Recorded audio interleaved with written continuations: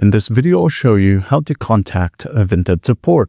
You go ahead and open up your Vinted account at vinted.com. Now go ahead and click on this question mark icon right here at the top right. Click on it and wait for the website to load.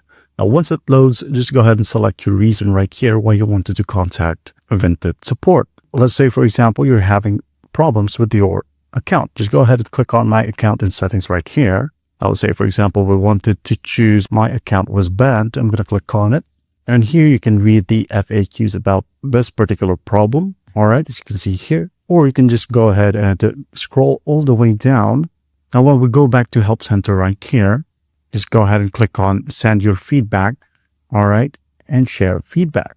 Just go ahead and fill this short feedback prompt right here and hit on submit.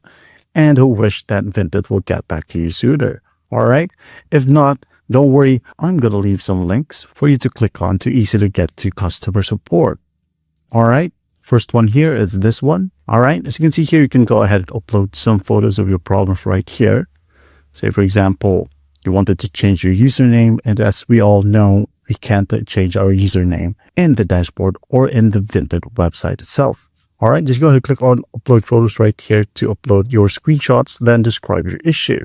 All right. Now, once you're done with that, just go ahead and send issue for review and Vinted will get back to you. If not 24 hours, it could be sooner. All right.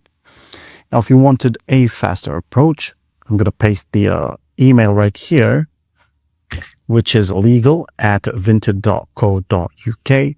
Go ahead and open up your emailing service. Let's say, for example, I'm going to open up my Gmail right here and I'm going to compose.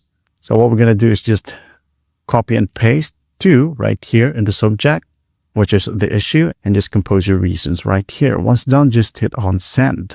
All right. And that's basically how you contact Vinted support. Well, I hope this video helps and I'll see you in the next one.